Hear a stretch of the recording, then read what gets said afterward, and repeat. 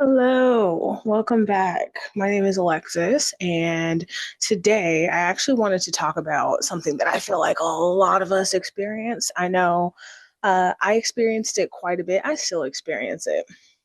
It's imposter syndrome. And especially when we're doing something new, we're doing something big, like a career pivot. Um, if you're really used to doing a certain type of work for a long time and you're trying something new, maybe you're looking at this job market and you're like, man, it's bad out here. I might need to change industries. I might need to change roles to make sure that I can continue to support myself or my family, or you're just tired of the job that you're in. That was kind of the case with me when I decided to do my career pivot. I was kind of at a breaking point with my old job and wanted to try something new. Knew I needed to probably get into a different industry if I wanted some of the perks, benefits that I was looking for my next role. And all of that sounds great until you actually have to do the job. Right? Or you're looking for the job and you don't have that specific job experience on your resume and you're trying to figure out one, how am I going to convey that I can do this job to a new team, a new company, a new hiring manager? But also, how am I going to prove it to myself? Right? Like a lot of times that confidence has to start with us. There are times when, there's somebody that really just believes in you and they're like, hey, I'm going to help you work through this. I think you can do it. And that builds your confidence. But for most of us, including myself, that imposter syndrome will be giving us a left right. Okay. It's a lot. And something that I learned in my job search and now having done the job for a year and a half. Let me back up just a little bit.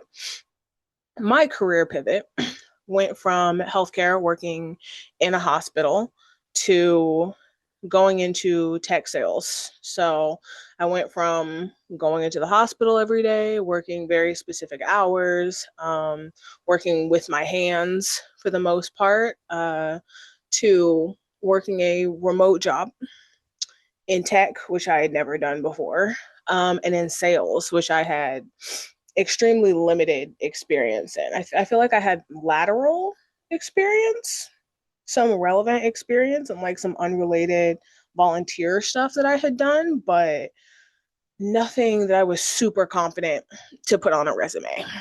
Um, and so, it, fast forwarding now, I think a big thing for me was building that confidence through reps in the job search itself. And while I'm going to speak from tech sales, I do think that this is relevant to just about any industry or role that you're looking for. Um, as long as you don't need any like super specific training, you know what I mean? Like if you're trying to pivot from working in healthcare to repairing trains, maybe get the relevant training. That will help a lot. But if you're doing something like transitioning into marketing or trying to be a software engineer or going into tech sales, like I did, something like that, there are ways during your job search that will help you to build the confidence. So for me, what that looks like is one, figuring out what exactly does the job itself entail. I knew nothing. I knew nothing about this industry until I started learning about it. And something that I did is I took like a really um, low risk, low lift course, just to learn the basics of like cold calling and sending emails and reaching out to people on LinkedIn and that sort of thing. I'm very grateful that I already had some experience talking to strangers in a variety of settings. So I had called people before for like volunteer stuff. I had done some like door to door volunteer stuff before. Well, good amount of door to door volunteer things, but Anywho, and so that helped a lot. But sending emails, calling people in a professional setting, not so much. So I took a course from Course Careers, excuse me, and I think it was like $150. I got a discount from like some discount code that I found online. And if for some reason you are also interested in taking the course, I'll drop a link. It should give you some money off. Um, so yeah, that'll be in the description. But that was the first thing.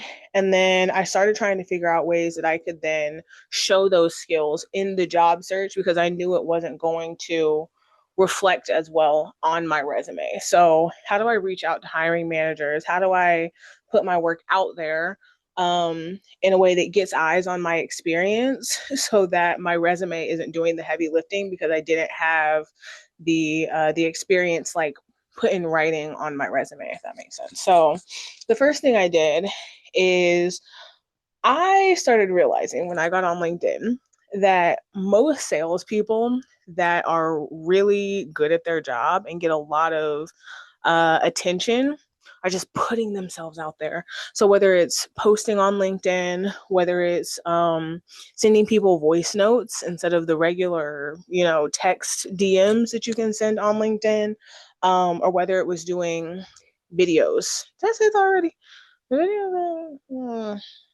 Whatever. There were a few things that they were doing a little bit differently, but putting yourself out there got a lot more eyes on what you were capable of, right? So that was the first thing. Is I started posting kind of incrementally on LinkedIn. I started reaching out to people, and I think it's also relevant to say that I attempted another career pivot into product management. Didn't work. Maybe we'll talk about that in another video. So I do have one failed career pivot, and then I was successfully able to move into tech sales. But anywho, so that was the first thing. It's like, okay, what is everyone doing and how can I do something different? I kept seeing hiring managers on LinkedIn say like, hey, I got 600 applications. 2 people called me and only one person sent me a video, and those 3 people got automatic interviews. You're telling me how to get an interview? Wonderful. I can do that. So, in addition to posting, I started kind of putting together, okay, if I send a video, what are they looking for? What kind of relevant experience should I be including? Should I be talking about their company? Should I be talking more about me? And I experimented with that a bit. And then I also started using tools that are used in the industry. So looking at data providers, there were a couple of free ones that would give you like 10 free emails a month. So you would add the little extension to Chrome, and then when you're looking through LinkedIn, you can hit the button and it'll give you like either a personal or a company email. It kind of varied depending on the person that you're reaching out to.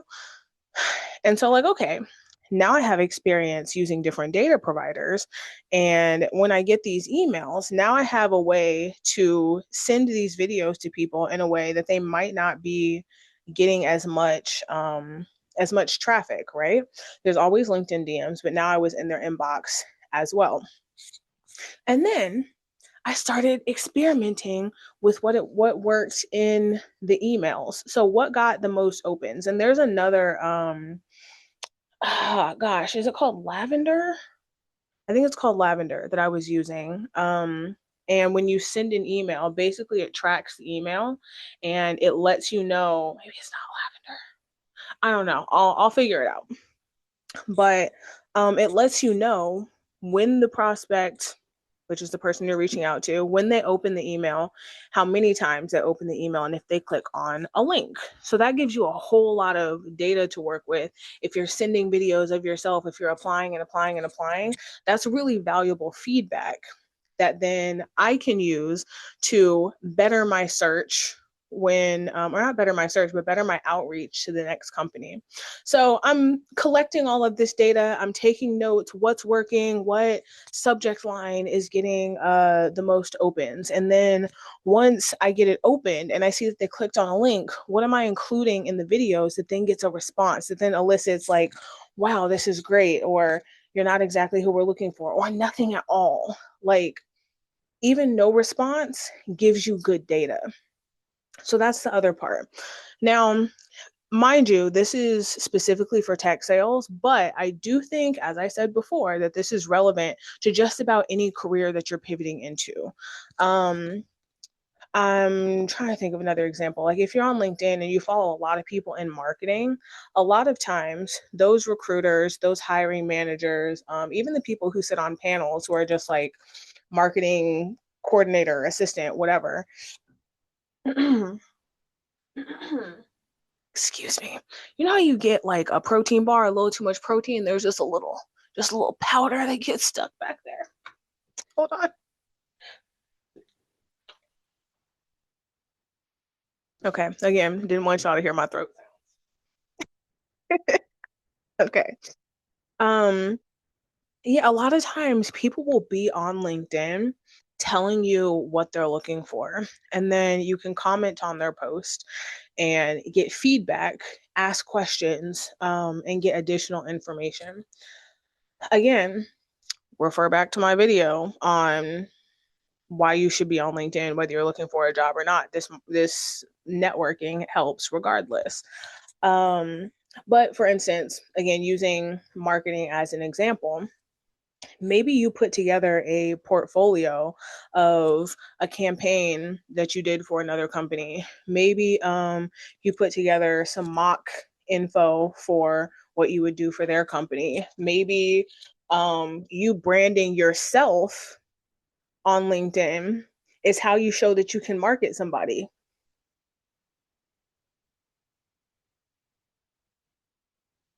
If I can market myself, if I marketed myself in a way that got me this job, wouldn't it stand to reason that I can bring customers to your business? Hold on. Hold on. I dropped my mini mic. That's actually a really good idea. So, anyway, this can apply to many different industries. Maybe you just did a software development boot camp and you're not sure what you can do to show hiring managers that you're capable of doing the job. Pick a specific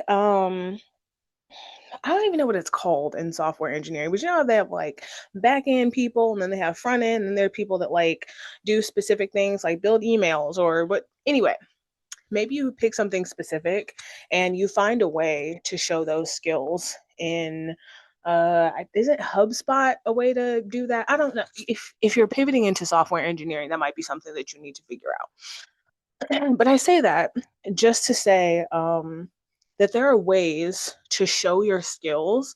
And as you're showing these skills, it helps with the imposter syndrome because you, as the product, are the what is the word? English is my first and only language, y'all. English should not be this hard for me. You're kind of the testing ground, the training ground. You doing it for yourself helps with the imposter syndrome because you've shown that you can do it for you. So when you get into the job, you already have those little tidbits of like, oh, I was able to successfully do this, and I was able to successfully do this, and I was able to successfully do that. Is it perfect? Of course not. Even now, a year and some change into my career, I still have days where I'm messaging my coworkers like, am I good at my job? Do I know what I'm doing?